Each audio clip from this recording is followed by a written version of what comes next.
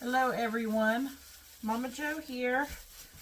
My little recording thing over here decided to start all by itself. As you can hear, my oven just went off. I've got it preheated to 400 degrees. I want it at a higher temperature. That way I can try to get the chicken here that we're going to be doing nice and crispy before Michael gets home. So, let me tell you something a little what I do when working with raw chicken. I always have a pan of nice, hot, soapy water and a rag that's been soaked in there to help clean up any surfaces that I might cross-contaminate. And what we're going to do is, I thought I would try a different way of baking this chicken. Usually, I have one of those, I think it's called a Ronco, I think that's the name of it. It's a rotisserie machine, and we love it, but it's really big and bulky, and I don't keep it out on the counter, and I can do like 2 whole chickens at one time. And it's really nice because, you know, you can put your chicken on there, you can season it, and then you just set a timer on it. And it rotates and it cooks, and all the juices and everything collects in the bottom. That's what I used to always use, but I know not everybody has one of those machines. So, a lot of us have one of these bundt pans here. And I don't know about you, but most of the time, when you use a bundt pan, a lot of people, even no matter how well you grease it, you'll have some trouble getting your cake out of the pan. But you know, you can use these like I'm going to do today, and I'm going to put my chicken over this part. Now, I did put a piece of tin foil just so that the juices, or you could put another pan underneath, but that way all the juices will collect inside of this pan. And I'm going to season the chicken just like I would normally put it in the other rotisserie cooker. And we're going to see how crispy we can get it by doing it in the oven. So I've got the oven preheated to 400 degrees, and my chicken is a little bit over 4 pounds. So that's about, I think it's 15 minutes per pound at 400 degrees. So I'm going to leave, just to be on the safe side, it's just a little over an hour. I'll probably leave it in about an hour and a half. If it looks like it's getting too crispy or too brown, I could always just tin it with some tin foil. But Michael likes, you know, very crispy. He doesn't even mind if it's burnt. I'm not going to burn it though. At least I don't plan on burning it. So, over here, I've taken that chicken, and what you want to do is take a paper towel and try to get as much of the moisture off. You want it dry, as dry as you can get it. I even stuck a paper towel up inside of it. Okay, flip it over, get underneath the wings. The drier you can get the surface, the better.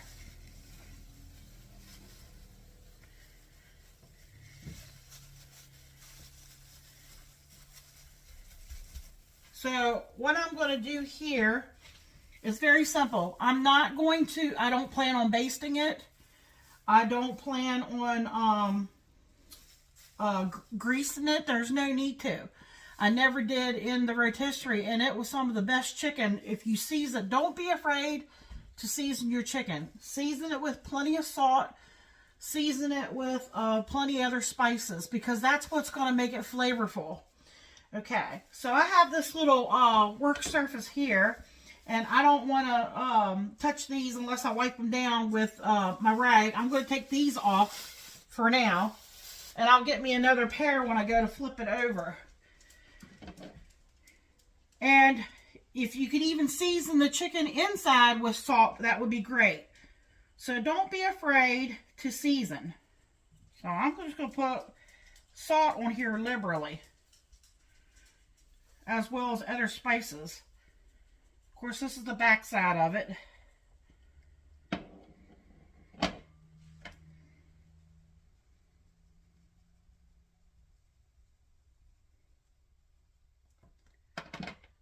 Okay, get some garlic powder on there.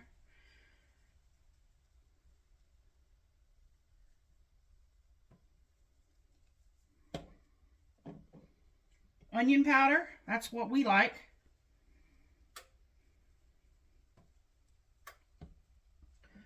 I'm putting a little celery salt on there.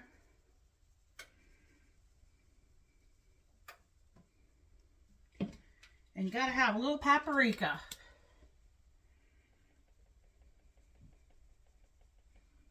It always seems like it's, you gotta watch it, see it'll come out in a clump if you're not careful, because it's just like it all sticks together.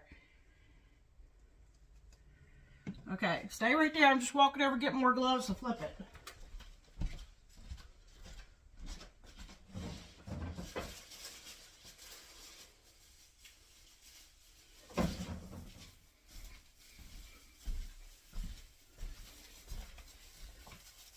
Well, what I might do is I might use one and just use one hand and flip it. That'll save me from wasting two pair. And of course, you can do it without gloves and just, you know, wash your hands really well too. There we go. Okay, back to the drawing board here.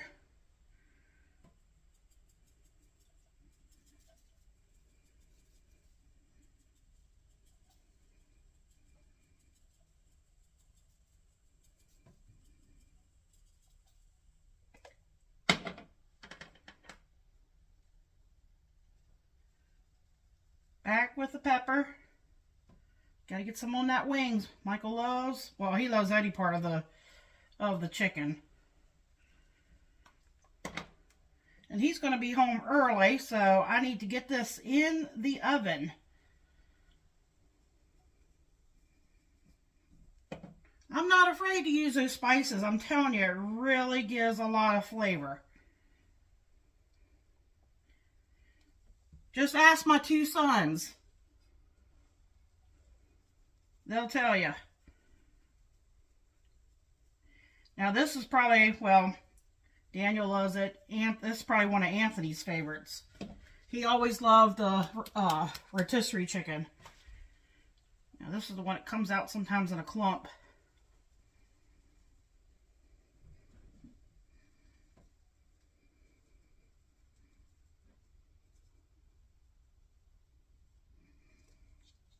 Okay.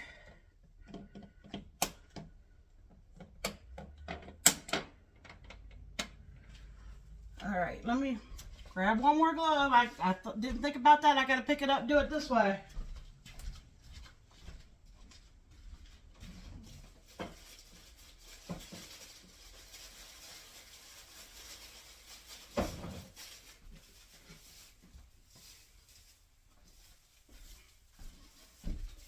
Sorry about that. Like I said, I had thought about this, and you can get these real cheap. I think I got these at the Dollar Tree.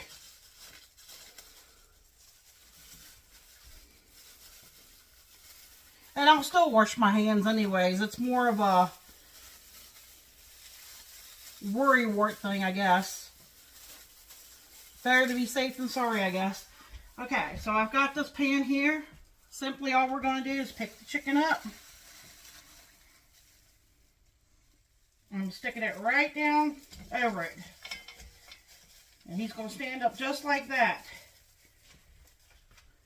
Now, if you wanted to stuff your chicken, let me move this over here. There's my bleach rag. You could maybe stuff something up in there. You might have enough room maybe to put an onion, or I even thought maybe you could put an apple up there, and just imagine as that cooks and the juices come down in that pan. Excuse me, sorry. I guess the seasoning's got me sneezing. You know, you could put, you know, maybe some potatoes, carrots, or something like that down in this pan. Let me see if I can lift that up so that you all can see down in there. And I could even sprinkle a little more seasonings right here now on top, since it's standing upright. I'm not putting anything in there because I want to, like I said, I want to try to keep it as you know, surface free. I'm just putting some here a little bit on top.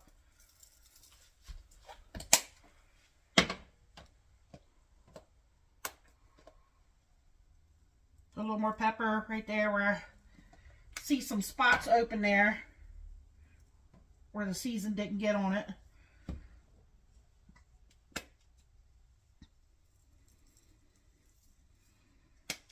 That's going to make for a flavorful skin. So back what I was going to say, if you do decide to put anything inside the cavity, that you will have to increase your cooking time. Come on, paprika. It'll come out in a clump. Okay. Trying to think if there's anything else. And I'm going to see if it comes out. It may not come out maybe quite as crispy as in the rotisserie, because in the rotisserie machine, like I said, it automatically rotates, and there's a heat source and a heat reflector in the back, and it makes that super crispy as it turns, and all the liquid and everything goes into a pan at the bottom. Here is a little bit, this won't be rotating, but since I have it setting, you know, on there, all the juices are going to go in the bottom. So I'm hoping it'll get nice and crispy here. So I'm going to bring you back. I'm going to stick it in, and I'm going to set my timer for an hour and 30 minutes, but I'm going to check it at an hour to see how it looks and keep an eye on it, and I will bring you guys back and show you the finished product. Okay, we'll be back. Okay folks, I wanted to bring you back. Look at the chicken. There's a little bit of juices there in the bottom, and you hear that little beeping sound? That's my little Pampered Chef.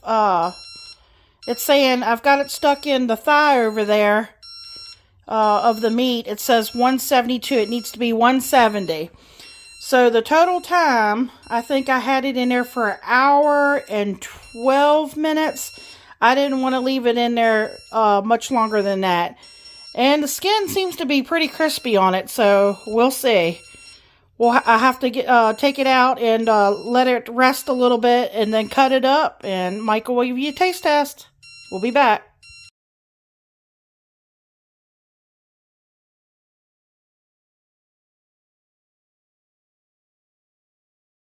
How you doing, YouTube? Here to taste test the baked chicken. I'm gonna go with skin first, because that's my favorite part.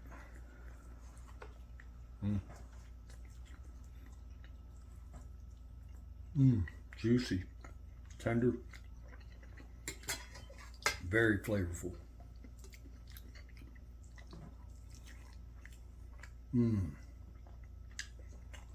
Seasoned to perfection.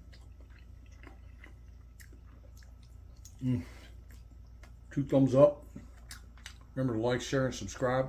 Comment. Check out all of Mama Joe's videos. Come back for the next one. Get you some more goodness. Make sure you try this one. This is awesome. Thank you. Good night.